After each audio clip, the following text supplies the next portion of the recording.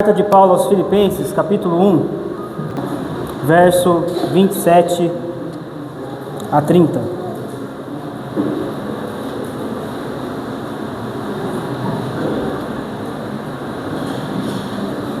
Após a leitura, nós iremos orar e pedir para que o Espírito de Deus fale conosco nesta manhã. Diz assim: não importa o que aconteça, exerçam a sua cidadania de maneira digna do Evangelho de Cristo, para que assim, quer eu vá e os veja, quer apenas ouça a seu respeito em minha ausência, fique eu sabendo que vocês permanecem firmes num só espírito, lutando unânimes pela fé evangélica, sem de forma alguma deixar-se intimidar por aqueles que se opõem a vocês. Para eles, isso é sinal de destruição, mas para vocês, de salvação, e isso da parte de Deus. Pois a vocês foi dado o privilégio de não apenas crer em Cristo, mas também de sofrer por Ele, já que estão passando pelo mesmo combate que me viram enfrentar, e agora ouvem que ainda enfrento. Essa é a palavra do Senhor. Vamos orar.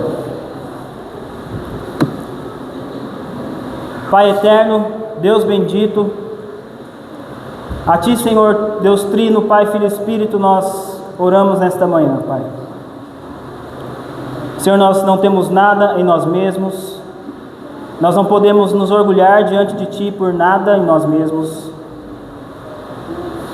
Ó Deus, o Teu povo está aqui diante do Senhor para ouvir a Sua palavra, sedentos, famintos. Ó Deus, que o Senhor fale aos seus corações. Ó Deus, que o Senhor preencha as lacunas em suas almas. E que nós, ó Deus, pelo poder do Teu Espírito, possamos juntos, em uma só voz, olhar para o Cordeiro do Senhor que foi imolado em nosso lugar. E que o Seu nome, ó Deus, seja honrado. Que o Seu nome, ó Pai, seja glorificado. Esse é o nosso pedido nesta manhã, em Cristo Jesus. Amém. Meus irmãos, sempre que nós estamos aqui para falar,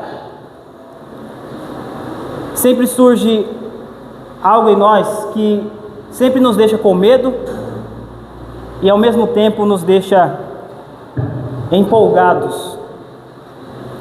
Nós queremos falar a respeito do Evangelho, pregar a respeito do Evangelho, e junto com isso vem um certo medo, um certo temor.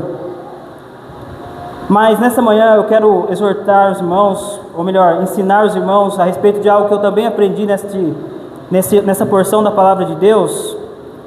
E eu quero que nós olhemos, que ao final da pregação, que nós todos, juntos como igreja, possamos ter uma visão maior de quem Jesus Cristo é. Nós, sempre que vamos deixar nossos filhos com alguém não vamos estar por perto deles, nós sempre deixamos alguns conselhos e algumas exortações para os nossos filhos. Nós dizemos algo do tipo: nós iremos sair, vocês irão ficar com a sua avó, ou com sua tia, ou com alguém, e nós trazemos a recomendação aos seus ouvidos. E eu quero que vocês obedeçam a pessoa com quem vocês irão ficar. Eu quero que vocês não quebrem nada, porque, não sei se os irmãos sabem, mas quando vocês têm 3 filhos, sempre tem um que tem o dedo podre. E ele sempre consegue tocar nas coisas e quebrar as coisas. Eu não quero que você suba em nada, eu não quero que você corra, mas eu espero ouvir que vocês se comportaram. E essas recomendações são recomendações de pessoas, de pais que se preocupam com seus filhos.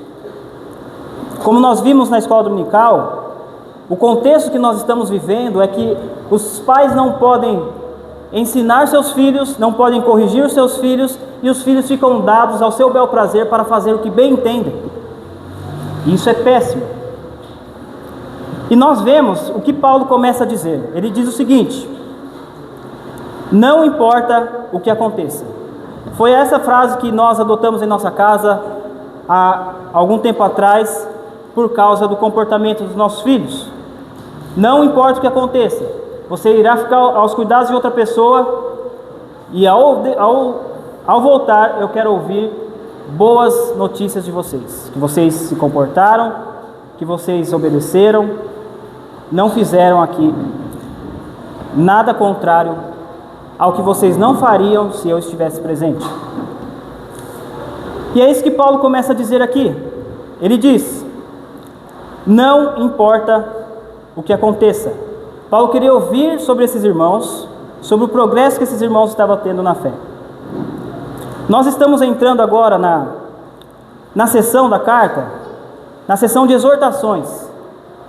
Paulo falou a respeito dele mesmo nos versos anteriores que nós vimos, e agora do verso 27 do capítulo 1 que nós lemos, até o capítulo 2, verso 18, será a seção em que Paulo irá exortar e encorajar esses irmãos, a maneira como eles devem se comportar na sociedade, a maneira como eles devem viver neste mundo, para que o nome de Deus seja conhecido. Então lembre-se que essa carta é uma carta exortatória de amizade cristã, e como tal, ela tem o papel de corrigir, de prevenir alguns modos, alguns comportamentos que são contrários à fé. Paulo até aqui, ele saudou essa igreja, falou que ele era um escravo de Cristo, falando a respeito dos seus assuntos, e agora ele vai dizer a respeito dos assuntos dessa igreja. E isso é uma estrutura típica de uma carta de amizade do primeiro século. E esse texto, o que nós lemos, verso 27, ele mostra de forma mais evidente que esses irmãos estavam passando por perseguições por causa do Evangelho, por causa de pregar o Evangelho. Após Paulo ter dado o exemplo de como interpretar a realidade diante de sofrimento e oposição, tendo o avanço do Evangelho em vista, agora ele encoraja esses irmãos a viverem no mundo tendo esse mesmo foco, ter o Evangelho em vista. E ele vai dizer que eles devem seguir esse exemplo, eles devem ter o avanço do Evangelho em vista, e eles devem ter a mesma atitude de Paulo, permanecer firmes por causa de um futuro que foi garantido não por causa deles, mas por causa daquilo que Jesus Cristo fez por eles na cruz. E é à luz dessa realidade que eles devem viver neste mundo. Então hoje nós iremos ver duas coisas. Primeiro, o encorajamento de Paulo a eles exercerem a sua cidadania de acordo com o Evangelho, e como fazer isso. E segundo, o sofrimento pelo Evangelho é um dom de Deus. Então vamos para o texto. Verso 27.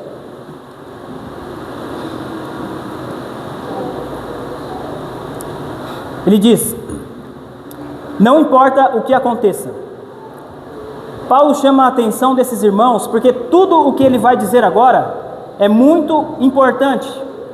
Ele quer a atenção redobrada desses irmãos, não importa o que aconteça, ou seja, independente da situação que vocês estiverem, em qualquer momento da vida, exerçam a sua cidadania de maneira digna do Evangelho de Cristo. A referência de Paulo no verso 27 a exercer a cidadania pode ser uma alusão à cidadania dos filipenses, que muitos deles tinham cidadania romana, e todos os que tinham cidadania romana se orgulhavam de ser cidadãos romanos, porque junto com o direito à cidadania romana, eles tinham muitos privilégios, e nós podemos ver isso no próprio relato de Paulo, em Atos capítulo 22, quando ele está para ser açoitado por um soldado, e ele questiona esse soldado e pergunta se ele poderia ser julgado, açoitado, sem um julgamento justo. Então o que a cidadania romana trazia como direito era que ele não poderia, ninguém que era romano, poderia ser julgado sem um julgamento. E daí nós vemos a importância de se ter uma cidadania romana naquela época. A ideia de viver como cidadão digno do Evangelho de Cristo é uma metáfora, não para que eles vivam como cidadãos de Roma, mas como cidadãos dignos da cidadania celestial, como o próprio Paulo vai dizer no capítulo 3, do verso 17 a 20, que ele diz: onde nossa cidadania está nos céus, em contraste com aqueles que estão com suas mentes nas coisas terrenas. Viver de acordo com o que eles já são em Cristo. É isso que Paulo queria para eles. Em Jesus Cristo, vocês são cidadãos de outra pátria. E lembre-se, o próprio Cristo dizia: o meu reino não é deste mundo. Então eles deveriam viver de acordo com essa realidade. Jesus Cristo morreu por mim, morreu em meu lugar, e é à luz disso que eu devo viver neste mundo. Paulo está pensando em como esses irmãos, em como o Evangelho afetaria a vida desses irmãos em meio a um mundo hostil, perverso e mau. Ele acabara de os encorajar dizendo que para ele o viver é Cristo e o morrer é lucro. Agora ele passa a dizer que assim como é para ele, essa mesma realidade que é para ele, que Cristo é a sua vida e o morrer é lucro, assim deve ser para esses irmãos também. Viver num mundo caído com a expectativa da vida futura, obtida pela fé em Jesus Cristo, no Cristo que ressurgiu dos mortos. Ele disse: tornou-se evidente a toda a guarda do palácio e a todos os demais que estão na prisão por causa de Cristo. Paulo tinha um viver digno do Evangelho. Sua teologia não era divorciada da sua prática. A sua vida condizia com os ensinamentos de Jesus Cristo e queria que a igreja dos Filipenses tivessem a mesma conduta que ele diante do sofrimento. O modo de todo crente viver no mundo é resumido em uma frase que está contida em 1 Coríntios, capítulo 10, verso 31, que diz: façam tudo para a glória de Deus, quer vocês comam, quer vocês bebam, tudo para a glória de Deus. Isso resume a conduta cristã. E isso inclui sofrimento e perseguição. Paulo diz: o Evangelho de Cristo. E essa é a base do porquê eles deveriam viver de um modo digno, porque é o Evangelho de Cristo.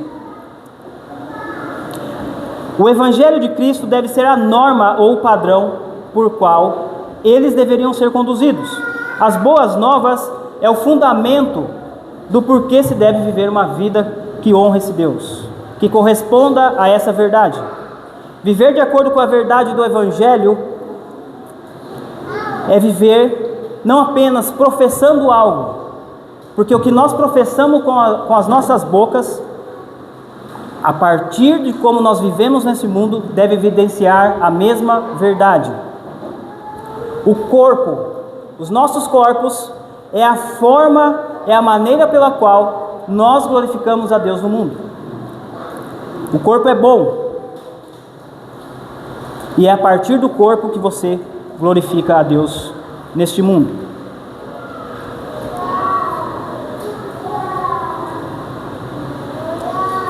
Então, tudo que você ver, tudo que você pensar, tudo que você sentir, o modo como você lida com os seus familiares, com aqueles que estão perto de você, deve ser vivido a partir dessa verdade, da verdade do Evangelho. Agora, o que é o Evangelho? Que boas novas são essas que transformam a nossa vida, que mudam a forma como nós estamos agindo neste mundo? Se eu perguntasse para você, você saberia dizer o que é o Evangelho? Talvez você, por estar há um bom tempo nesta igreja, ou em outra igreja que também prega o Evangelho fielmente, você saberia dizer. Você saberia dizer que o Evangelho é aquilo que Jesus Cristo fez por mim.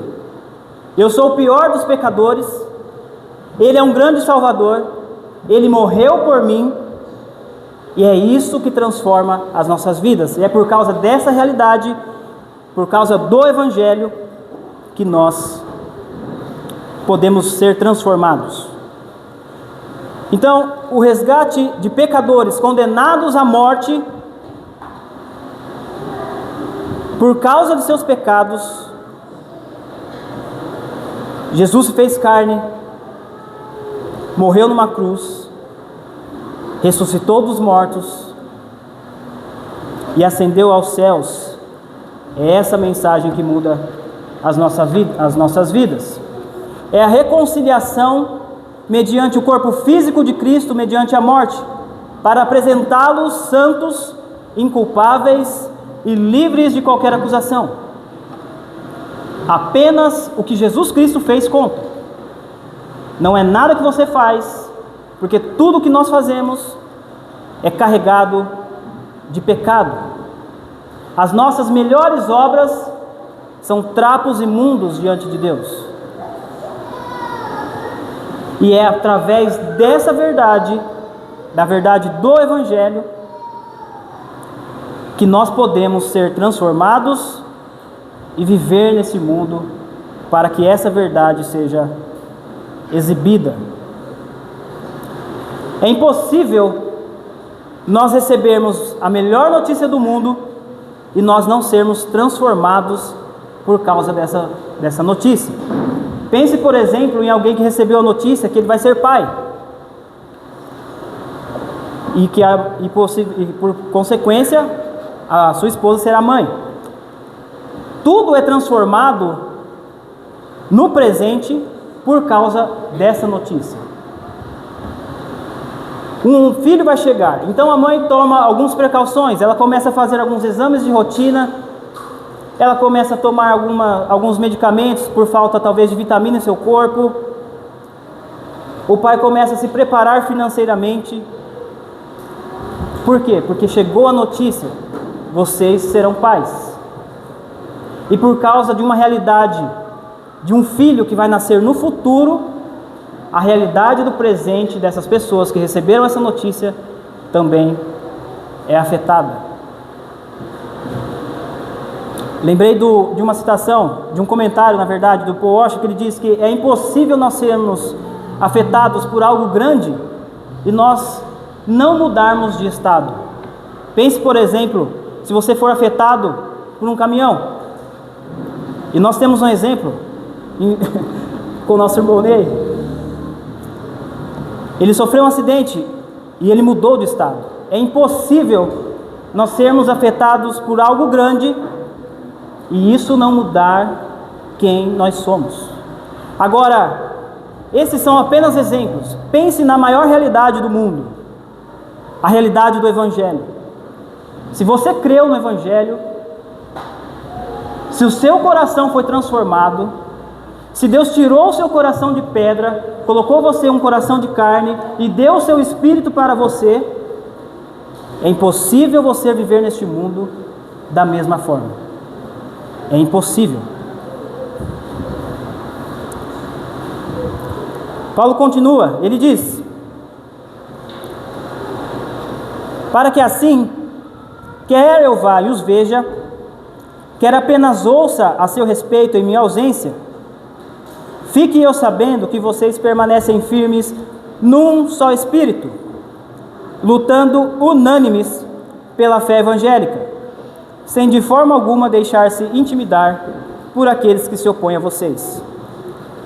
O que Paulo espera ver é que ele, estando junto com esses irmãos, ele expressou essa vontade de estar com esses irmãos nos versos anteriores, que chegando na igreja, ele queria ver que esses irmãos estavam firmes, num só espírito, lutando pela fé evangélica e não se deixando intimidar pelos seus opositores.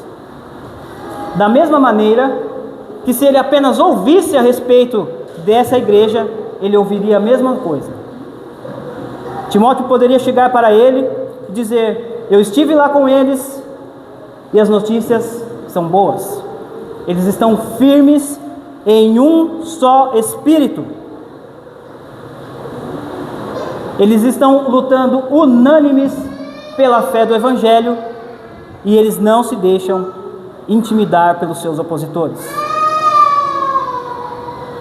A preocupação de Paulo é que eles vivam a justiça do Evangelho no presente, enquanto eles aguardam a sua consumação. Paulo demonstra isso nesse parágrafo em que nós lemos, nesse versículo que nós lemos. E aí nós vamos ver como viver de modo digno do Evangelho. E ele expressa isso com 3 sentenças. A primeira, permanecendo firmes num só espírito. A segunda, lutando unânimes pela fé evangélica. E a terceira, não se deixando intimidar mediante a oposição e o sofrimento que vocês estão enfrentando. O que os filipenses deveriam fazer então para que eles pudessem viver de modo digno do Evangelho no contexto de perseguição e opressão? Primeira coisa, permaneçam firmes num só espírito. Paulo usou a metáfora de um soldado que estava em seu posto. Os soldados deveriam permanecer firmes, e aqui está indicando um lugar. Onde essa igreja deveria permanecer firmes? No Espírito. No Espírito. Paulo os exorta a perseverar, então, no único Espírito, isto é, o único Espírito é a fonte da unidade da igreja dos Filipenses. Por isso, essa é a primeira exortação. A ideia de Paulo é que essa unidade em Cristo é resultado direto da presença do único Espírito na vida individual e coletiva dessa igreja. No verso 6 do capítulo 1 ele disse: aquele que começou a boa obra em vocês, ele irá concluí-la. Eu não tenho dúvidas disso. A razão pela qual vocês precisam permanecer num só Espírito é para que possam lutar juntos, como uma só pessoa. Sem esse primeiro ponto, sem estar firmes num só Espírito, o segundo ponto, que é lutar unânimes, é impossível.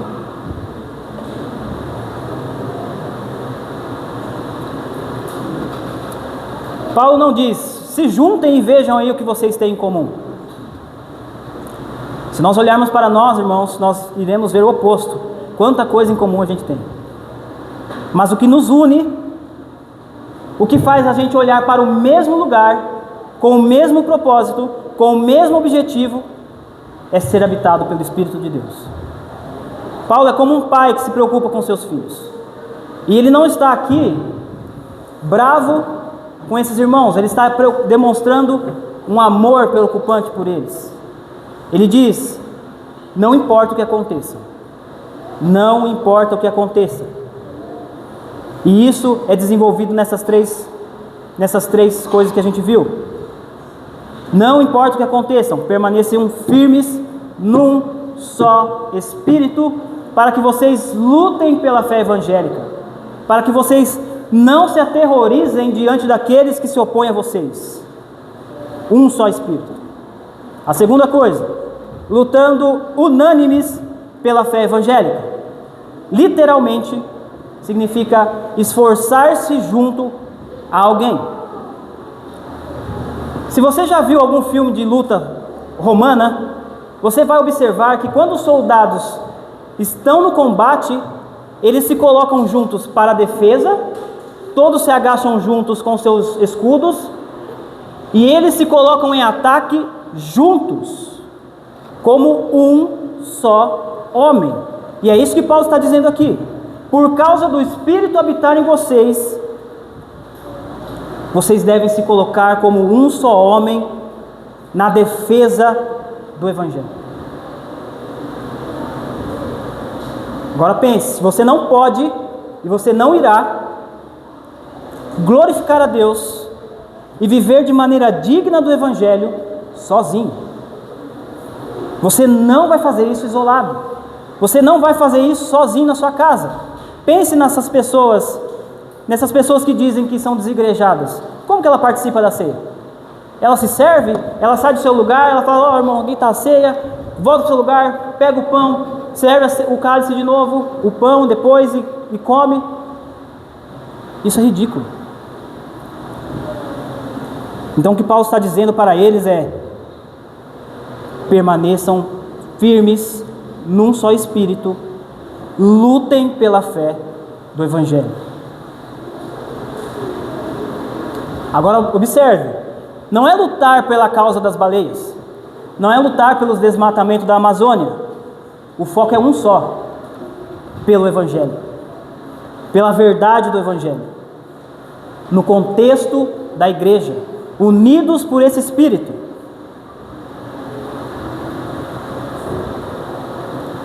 Paulo usa o exemplo dos que estavam em Roma, que olhando para a sua prisão, estavam pregando com ousadia, com destemor.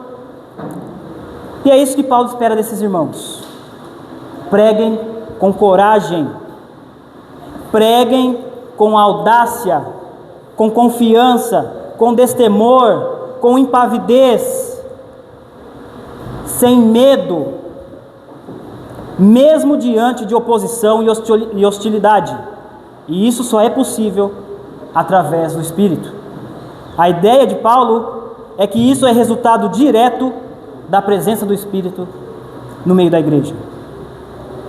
Terceiro ponto, ele diz: não se deixem se intimidar, não se deixem aterrorizar, não fiquem assustados, porque o sofrimento está chegando até vocês. E a ideia de susto aqui é a mesma ideia de um animal que recebe uma cutucada, ou que toma um susto, como se isso não devesse acontecer. A base para isso, para que eles se colocassem nessa posição de não se intimidar, é o Evangelho. Cristo não é uma chave de um baú cheio de tesouro. Cristo é o próprio tesouro. E o motivo é esse: o cristão não se deixa intimidar por causa do valor que Cristo tem para ele. Não significa que ele não vai sentir dor, não significa que ele não vai sofrer, que ele não vai ter medo, mas significa que ele, comparando essa vida com o valor inestimável de Cristo, ele não se intimida. Ele olha adiante. Veja o que diz em Mateus, capítulo 13, verso 44 a 47. Diz assim: o reino dos céus é como um tesouro escondido em um campo. Certo homem, tendo-o encontrado, escondeu-o de novo, e então, cheio de alegria, foi, vendeu tudo o que tinha e comprou aquele campo. O reino dos céus também é como um negociante que procura por pérolas preciosas. Encontrando uma pérola de grande valor, foi, vendeu tudo o que tinha e a comprou. Agora note, preste atenção: é uma pérola de grande valor. As pessoas que têm essa mentalidade não só não se deixarão intimidar, quer vivam, quer morram, mas elas não perdem, pois elas não perdem de nenhuma forma. Como o Dr. Martin Lloyd Jones disse, em Cristo a morte e a vida são um triunfo. É assim que você olha para a morte, irmãos? É assim que nós olhamos para a morte? É um triunfo. Viver neste mundo é um triunfo. A vida e a morte são a mesma coisa. É um triunfo, porque se eu morrer, eu estarei com o amado da minha alma para todo sempre, desfrutando dele. Não significa que nós não teremos dor, não significa que nós não sentiremos essas coisas que estão ao nosso redor, mas significa que o olhar para frente, o olhar para esse Cristo que morreu, que ressurgiu dos mortos, transformou os nossos corações, fará com que nós passemos por este mundo de sofrimento com alegria. Agora eu quero ilustrar esse ponto com um filme que se chama Coração de Ferro, que relata a história do fim da Segunda Guerra Mundial. E perto do fim do filme, um pequeno grupo de soldados, 5 soldados americanos, eles têm seu tanque danificado por uma mina terrestre. Devido à posição que eles estavam, uma posição estratégica, eles conseguem ver um batalhão de alemães que está vindo em sua direção.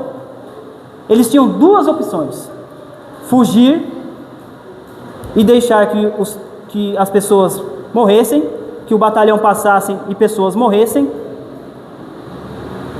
ou eles ficariam e morriam para que essas pessoas pudessem ser protegidas. Então não é ficar apenas, vamos ficar aqui e vamos morrer. Vamos morrer, a vida está tão sem graça. Não, vamos morrer. Não, não é isso. A ideia não é essa. A ideia é, nós fomos chamados, nós fomos convocados para nós protegermos o nosso país. Então eles decidem ficar por causa do exemplo do sargento, e 4 deles morrem. Apenas um deles sobrevive, mas eles conseguiram matar dezenas de soldados inimigos. Essa cena ilustra bem a ideia de Paulo, que Paulo tem em mente: unidade e unanimidade pela propagação do Evangelho, e não recuar diante da hostilidade. Os cristãos lutam juntos pelo Evangelho. Eles levam a mensagem da vida, e para isso eles fazem e seguem juntos, nem que seja necessário que eles morram.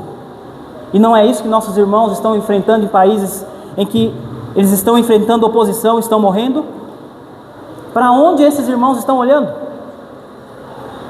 O que faz esses irmãos estarem juntos, estarem unidos no contexto da igreja e enfrentar oposição e morte? O que faz eles enfrentarem isso? O que faria nós enfrentarmos a mesma situação? Talvez você pense, no Brasil isso não vai acontecer. Será? Será, irmãos? A questão é que eles estão olhando todos juntos para o Cristo ressurreto. Eles herdaram a vida eterna por causa da morte de Jesus, e eles estão olhando só para Jesus Cristo. A vida está difícil, eu estou enfrentando oposição, eu estou com medo, mas eu não vou recuar. Você não deve recuar, melhor dizendo, é o que Paulo está exortando essa igreja.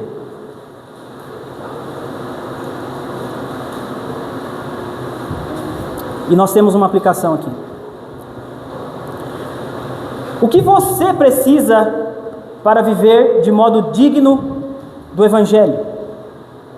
O que eu e você, o que nós precisamos para vivermos de modo digno do Evangelho neste mundo?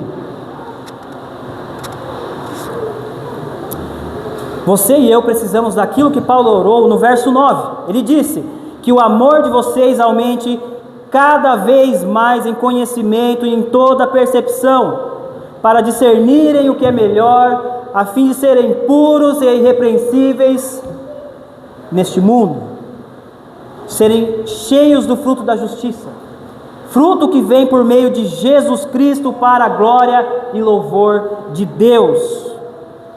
É isso que nós precisamos: conhecimento a respeito do Evangelho. É assim que nós iremos passar por este mundo e viver de forma digna, de uma forma que Jesus Cristo seja honrado, de uma forma que os homens olhem para nós e dizem: como que esses homens, como que essas mulheres estão diante de tanta oposição, diante de tanta hostilidade, e eles estão perseverantes, eles estão firmes? Jesus Cristo. É isso que nós precisamos. É isso que nós precisamos. O Evangelho. O amor aumenta à medida em que você conhece mais o Evangelho. O fundamento para isso é o próprio Messias. Esse amor é sacrificial, é intencional, e isso reflete a natureza do amor de Deus. Para que essa igreja pudesse viver de maneira digna do Evangelho, em unidade, eles teriam que olhar para aquilo que Deus fez através de Jesus Cristo na cruz do Calvário.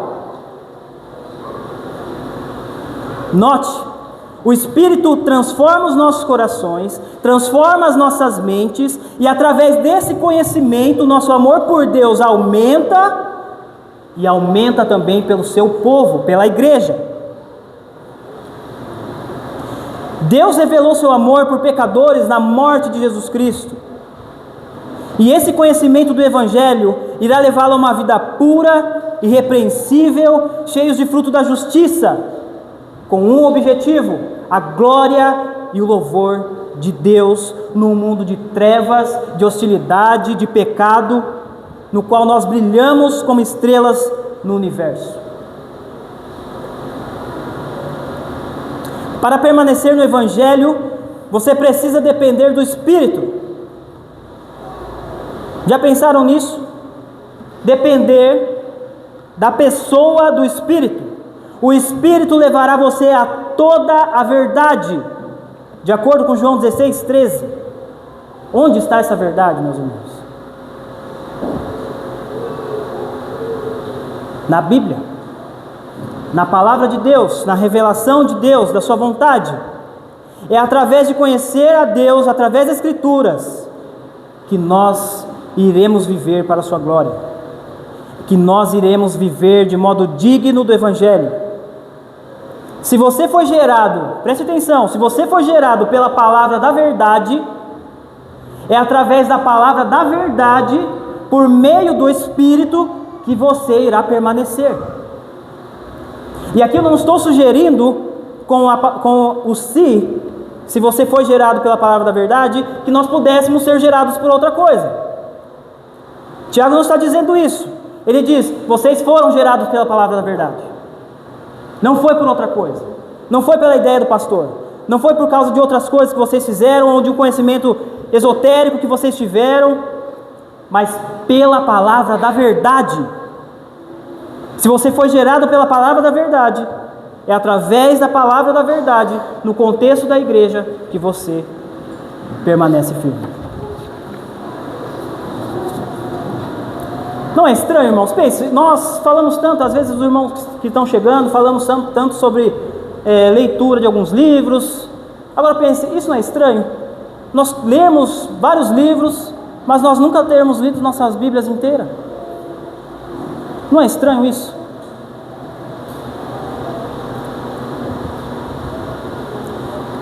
É possível a gente se tornar especialista no que outros dizem a respeito de Deus, no que Calvino falou sobre a respeito de Deus, no que Agostinho falou sobre a respeito de Deus, que ele pensava sobre Deus, como ele amava, ou como ele se deleitava em Deus. E isso não é ruim, não estou dizendo isso, mas nós corremos o risco de falarmos tanto sobre esses homens, mas nós não tivermos um conhecimento relacional desse Deus.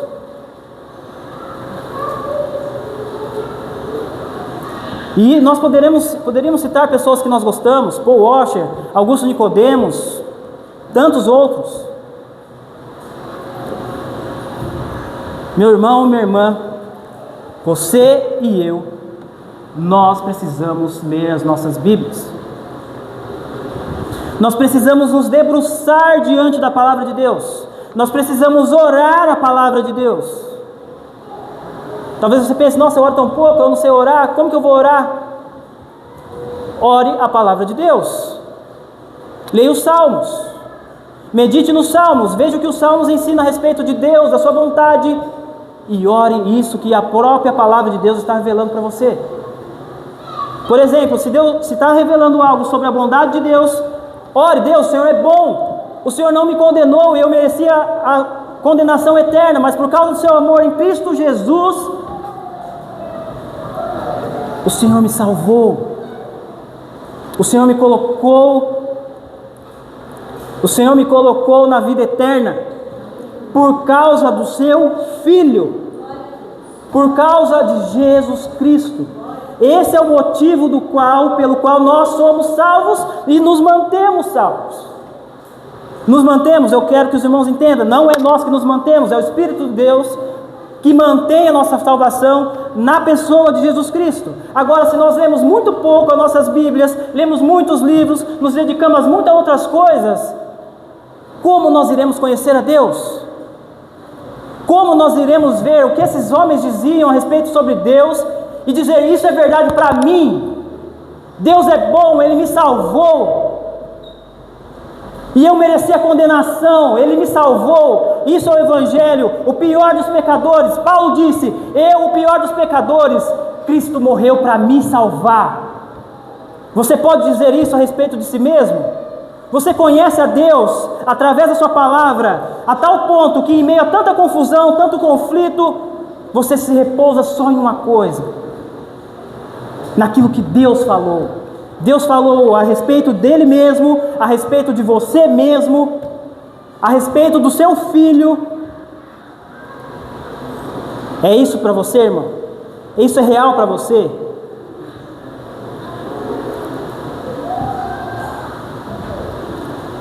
No livro O Príncipe Caspian, do C.S. Lewis, em uma cena em um momento, melhor dizendo, da história, em que Lúcia, depois de muito tempo não ir para Nárnia, ela se encontra com Aslan de novo. E ela olha para Aslan e ela fala assim: Aslan, como que você cresceu? Aí Aslan olha para ela e fala assim: eu não cresci, você cresceu. À medida, Aslan vai continuar a frase, à medida que você cresce, eu parecerei maior aos seus olhos. Então esse é o primeiro ponto da exortação para nós, não só para os irmãos, mas para mim também, para que nós vejamos esse Cristo como ele realmente é, grande, belo, maravilhoso. Nós precisamos usar esse meio de graça que é muito negligenciado, ler a palavra de Deus constantemente, todo santo dia, não procurando inspiração para que nós vivamos o nosso dia melhor, falar: eu não posso brigar com fulano, eu não posso fazer isso. Não para isso, não para isso. Ler a Bíblia dessa forma é um meio perverso, é usar o meio da graça perversamente. Não, mas você se debruçar diante da palavra de Deus. Se você é novo convertido, eu não diria para você ler pouco a sua Bíblia. Você passou uma vida toda ouvindo um monte de mentira, do seu próprio coração, da cultura ao seu redor, dizendo: o homem é bom. Você é bom, irmão? Você pode olhar para si mesmo e falar assim: não, eu deixo gravar um vídeo do meu último dia, nem da última semana, mas do último dia, e mostrar para todo mundo, dos meus pensamentos, das minhas intenções. A lei condena você, a lei esmaga você. Se você se deparou, se você acha que é por causa das suas obras, olhe para o Sinai, o monte está pegando fogo, nenhum animal pode tocar no monte, quem tocar irá morrer. A lei mostra o quão mal nós somos, o quão perverso nós somos. E qual que é a boa notícia? Jesus Cristo aponta para esse grande Senhor, o Salvador das nossas almas. Eu não tenho nada em mim mesmo. Você vai reconhecer isso, e você vai olhar para esse Cristo bendito e vai dizer: é por causa dele, é por causa do que ele realizou. O Cristo justo morrendo por pecadores, do qual eu faço parte. Viveu uma vida justa, sem pecado, sem nunca ter a intenção de pecar, de desagradar a Deus, mas ele se colocou debaixo da ira de Deus, para que homens e mulheres, pecadores, inimigos de Deus, pudessem se achegar a Deus novamente e restituir aquilo que Adão perdeu no Éden. Você não pode tirar os olhos de Cristo. Toda vez que você tirar os olhos de Cristo, você vai afundar. Você vai afundar em ansiedade, você vai afundar em pecados, você vai desanimar, você vai achar que não precisa mais estar no contexto da igreja. Não tire seus olhos do Redentor. Não tire seus olhos de Jesus Cristo. Permaneça firme no Espírito, lutando unânimes pela fé evangélica, e não se deixem intimidar por aqueles que se opõem a vocês. É isso que Paulo está nos dizendo. Olhe para Jesus Cristo, confie só em Jesus Cristo, Dependa só do Senhor Jesus Cristo. Não tire os olhos dele.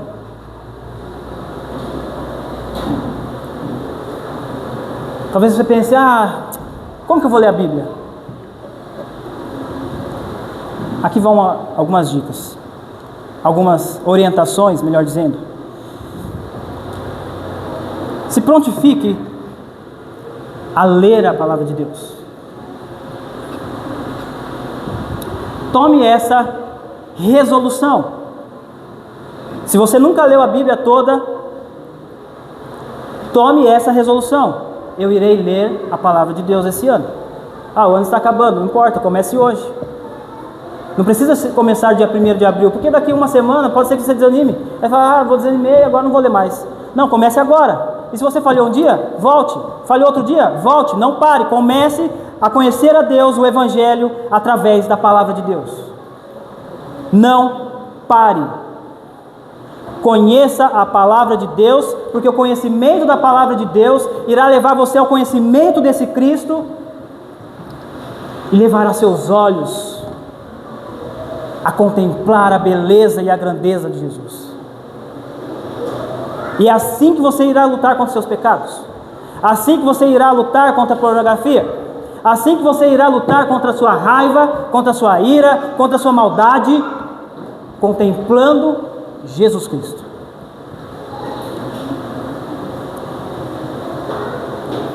Tome um plano de leitura que você pode encontrar na internet.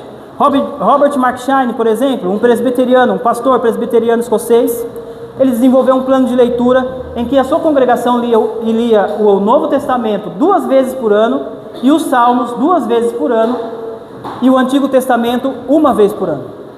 Então, ele lia em média de 4 capítulos por dia. Você fala, 4 capítulos? Eu não tenho tempo para isso. Minha vida é tão corrida. A questão não é o tempo, irmãos. A questão não é, você e eu somos mordomos do nosso tempo. Não é o tempo, é prioridade. É a importância e é a escala dos graus do nosso amor. O que está em primeiro lugar para você? É conhecer a Deus, é saber sobre o Evangelho, é descansar só em Jesus Cristo. O que está em primeiro lugar para você? Ou é o seu trabalho, ganhar mais dinheiro, estudar para poder passar em algum concurso? E isso não é errado, mas isso não deve ser prioridade.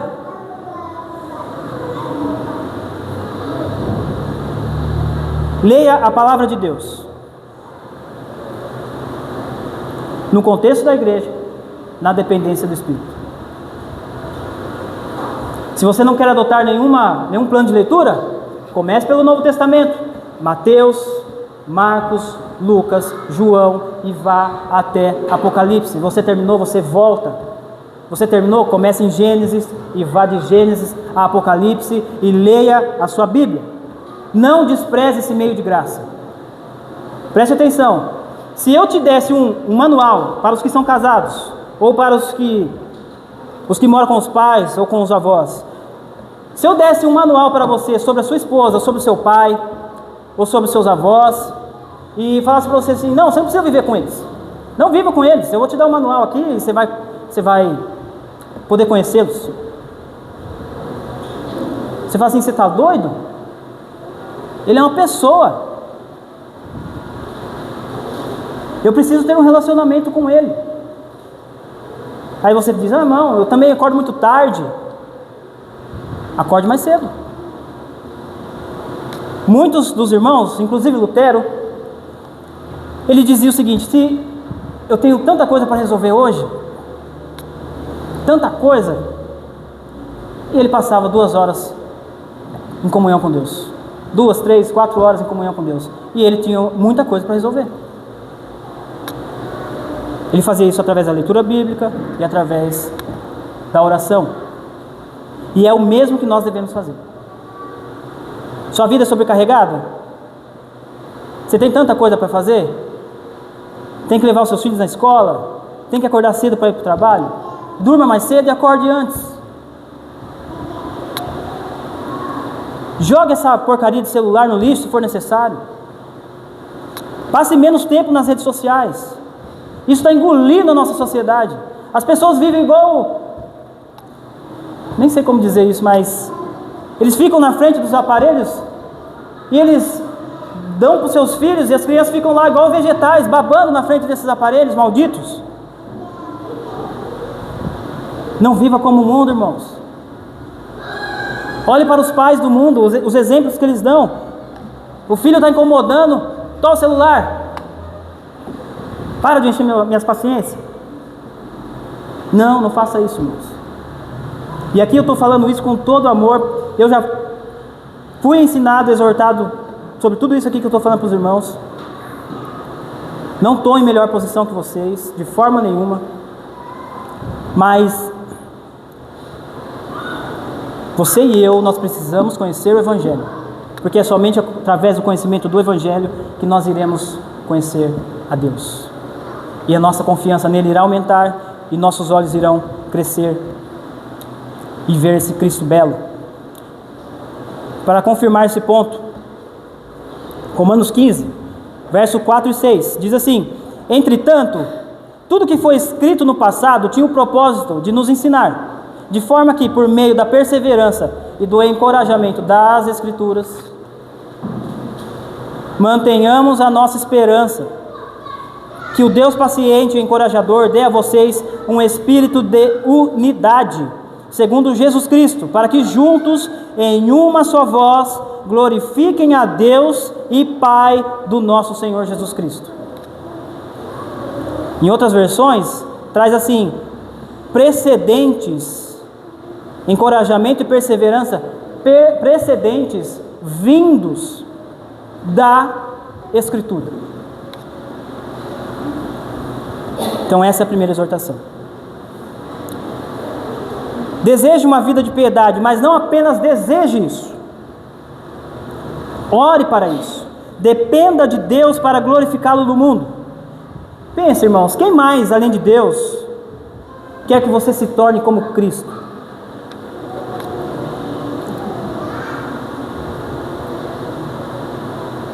Então, se você pedir isso a Ele, por que Ele não vai responder? Essa é a vontade de Deus, a vossa santificação. Se você não tem, é porque você não pede. Você não vai conseguir isso sozinho. Ler a Bíblia, orar, tudo isso é muito difícil. Você depende do Espírito. Dependa do Espírito. Procure um irmão. Fale: irmão, eu quero ler a Bíblia, mas eu não consigo sozinho, me ajuda. Vamos ler junto. Use os meios. Use a tecnologia a seu favor. Se for necessário, faça uma chamada de vídeo. Vamos ler junto, irmão. O que você entendeu desse versículo? Eu entendi isso, vamos orar. Essas são boas orientações para nós. Segundo ponto: o sofrimento do Evangelho é um dom de Deus. Diz assim: para eles isso é sinal de destruição, mas para vocês, de salvação. Paulo usa um contraste entre destruição e salvação, e isso é usado gramaticalmente para mostrar a diferença dos filipenses e dos que se opõem ao Evangelho. Se eles permanecerem na instrução de Paulo, firmes em um só espírito, lutando pela fé evangélica e não se deixando intimidar, isso será um sinal, um indício para os oponentes de destruição. Mas para aqueles que estão olhando para Cristo, de salvação. Então, para os opositores, para esses que estão contra a pregação da mensagem do Evangelho, isso é um sinal de destruição. E todos aqueles que estão em oposição a Deus, e pense, se você não está em Cristo, você está em oposição a Deus. Você está a caminho da destruição. Se arrependa disso. Volte-se a Cristo e será salvo. Veja o paradoxo: aqueles que queriam destruir a igreja serão destruídos se continuarem nesse caminho, e aqueles que seriam destruídos terão lucro.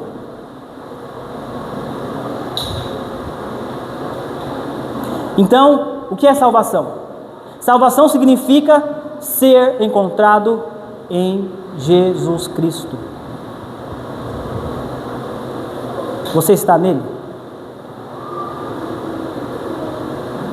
E aqui nós temos uma doutrina importante. E isso da parte de Deus. Ele vai continuar o texto. Veja a doutrina. Primeiro, Deus é soberano. Todas essas coisas que estão acontecendo não estão fora do lugar. Está tudo acontecendo de acordo com a vontade de Deus. Está tudo acontecendo de acordo com o plano arquitetado por Deus. Ele não é soberano apenas quando salvou você. Ele é soberano nas circunstâncias em que você passa.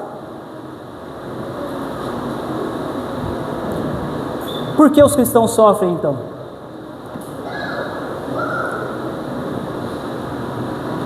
Eles sofrem para que Deus exiba a sua glória, a sua majestade neste mundo através deles. Calvino, comentando esse trecho, ele diz, o trecho, isso da parte de Deus, ele diz: naturalmente, ninguém perceberá que a cruz é um emblema ou evidência da salvação, pois essas coisas são contrárias na aparência. Daí Paulo chamar a atenção dos filipenses para outra consideração, que Deus, por sua bênção, converte em ocasião de bem-estar as coisas que de outro modo pareceriam tornar-nos miseráveis. Ele prova a partir disso que a tolerância da cruz é um dom de Deus. Não é estranho? Na nossa cultura, as pessoas tatuam tatuagens de cruzes em seus corpos, mas elas não sabem o que significa. Porque no primeiro século, a cruz era sinal de maldição, era sinal de destruição, de sofrimento. Hoje não, hoje a gente tatua cruzes em nossos corpos, mas a gente não sabe o que significa de fato. O que Calvino está dizendo é o seguinte: que tudo aquilo que naturalmente para o homem é algo ruim, Deus torna aquilo lá em bênção. Pense no símbolo do Evangelho, é uma cruz. E esse símbolo é de identificação com aquele que padeceu em uma cruz, Jesus Cristo. Não espere algo contrário. Não estranhe quando você estiver passando por sofrimento. Pedro vai dizer, 1 Pedro 1,7: porque a vocês foi dado, ou melhor, essa é a parte do nosso texto. Pedro diz assim: assim acontece para que a fé de vocês, muito mais valiosa que o ouro que perece ao ser provado pelo fogo, seja provada e resulte em louvor, glória e honra quando Jesus Cristo for revelado. Continuando o verso: porque a vocês foi dado o privilégio de não apenas crer em Cristo, mas também de sofrer por Ele. E note que Paulo vai dizer que sofrer é um dom de Deus, sofrer por causa do Evangelho. Ele não está se referindo aqui ao sofrimento em geral, a todo tipo de sofrimento, porque ele já desenvolveu isso em Romanos, capítulo 8 a 17 a 30. O que ele está dizendo aqui, que esse sofrimento que esses irmãos estão enfrentando, é por pregar o Evangelho, é por serem cristãos. Você pode sofrer, talvez por conta dos seus pecados, mas a causa é você, é os seus pecados. O que ele está se referindo aqui é um sofrimento específico pela causa de Cristo, pelo nome de Jesus Cristo. Nós vivemos em um mundo declaradamente hostil a Deus e resistente ao seu amor. Aqueles que receberam esse amor gracioso de Deus em Jesus Cristo, recebem também a graça para triunfarem no meio do sofrimento e o nome de Deus ser glorificado. Veja o que diz 2 Timóteo 3,12: sim, e todos aqueles que desejam ter uma vida de devoção, de piedade em Jesus Cristo, sofrerão perseguições. Temos vários exemplos nas Escrituras de homens que perseveraram no meio de uma cultura hostil. Pense, por exemplo, em Daniel. Daniel, capítulo 6, vai descrever que alguns homens, por inveja de Daniel, pelo cargo que ele tinha no reinado do rei, eles procuram alguma forma de incriminar Daniel. Eles não encontram nenhuma. Ele era justo. Então eles decidem criar um decreto, e nesse decreto eles dizem: todo homem que se dobrar a outro Deus deve ser lançado na cova dos leões. Olha o que o texto diz, Daniel 6, verso 10. Quando Daniel soube do decreto, que o decreto havia sido publicado, foi para casa, para o seu quarto, no andar de cima, cujas janelas davam para Jerusalém, e ali fez o que costumava fazer. 3 vezes por dia, ele se ajoelhava e orava, agradecendo a Deus todos os dias. O que estava em jogo ali era a glória de Deus. Se Daniel obedecesse ao decreto, eles iam falar assim: que Deus vivo é esse que ele diz servir? E olha a cultura que ele estava.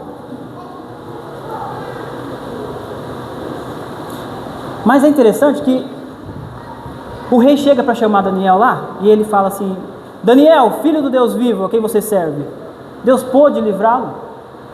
E ele diz, Daniel diz: ó rei, vive para sempre, o Senhor enviou um anjo aqui.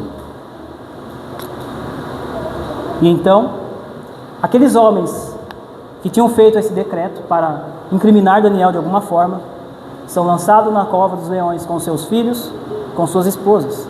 E o texto diz que antes dos seus corpos tocarem o chão, os leões os tinham destruído. Então, para Daniel, a perseverança, a confiança em Deus, sinal de salvação. Para os seus oponentes, sinal de destruição. Sempre haverá momentos em nossa vida em que nós iremos passar por provações por causa do Evangelho. E nós não devíamos estranhar isso. Paulo está mostrando aos filipenses a forma correta de enfrentar sofrimento e oposição. Agora vamos ver o exemplo de Pedro, do texto que nós lemos na segunda leitura. Aqueles que eram os líderes religiosos, eles disseram para Pedro e para os apóstolos: não preguem mais neste nome. E eles pregaram. Eles foram açoitados. Qual foi a reação deles? Atos 5, verso 41. Diz assim: os apóstolos saíram do sinédrio alegres por terem sido considerados dignos de serem humilhados por causa do nome.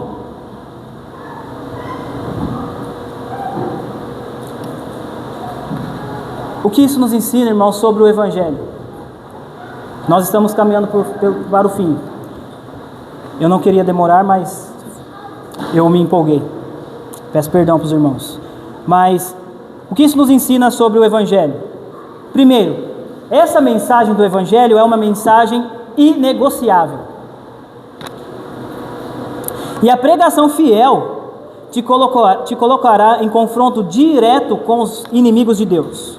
E sofrer pelo Evangelho deve ser motivo para nós de alegria. O motivo de Paulo ter escrito a carta aos Filipenses, nós vemos bastante a palavra alegria na carta, é uma verdade que está contida em toda a carta, mas o motivo central é a propagação do Evangelho. E nós não podemos perder isso de vista. Nós, por natureza, temos medo de sofrer, nós temos medo da dor, somos facilmente dissuadidos daquelas coisas que nos sujeitariam a pesadas tribulações. Mas se nós considerássemos a cruz como um distintivo de honra, como uma fonte de alto favor conferida a nós pelo próprio Deus, nós nos sentiríamos menos ansiosos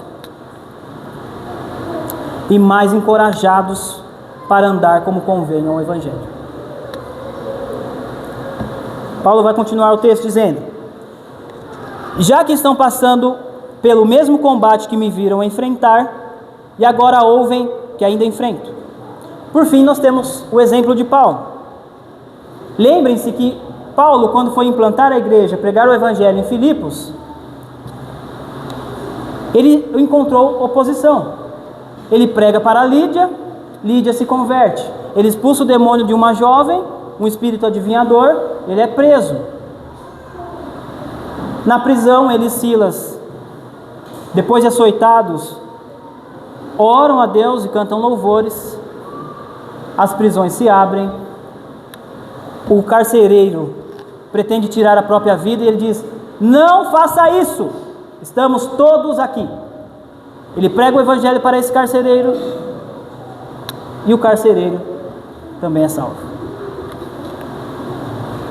Agora, a causa disso é que Paulo olhava para todos os homens não como seus inimigos. Isso pode acontecer, vai nos colocar em situações difíceis, mas eles são primariamente inimigos de Deus. E pregar o evangelho para essas pessoas, mesmo que nos coloquem em dificuldades, deve ser a nossa alegria.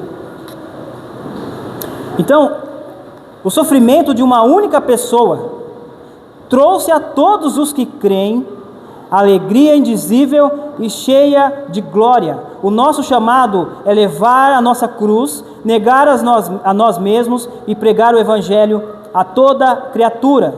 E em meio ao sofrimento, nós iremos desfrutar de alegria.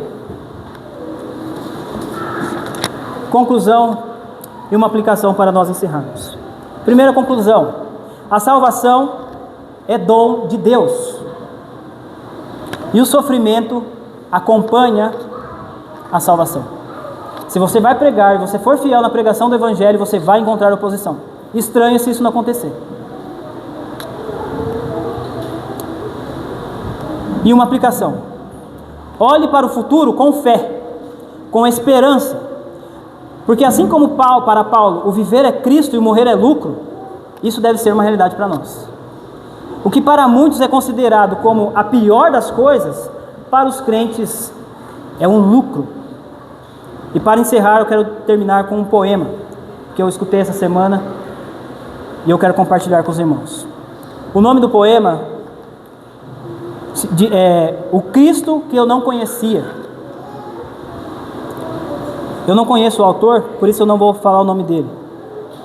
Ele diz assim: apresentaram-me um Cristo que só tinha mãos para me abençoar. Mas o Cristo do Evangelho não só tem mãos, ele tem rosto, e o seu rosto é belo, é o mais belo entre os milhares. Já pensaram nisso, irmãos? Cristo não tem mãos para nos abençoar apenas.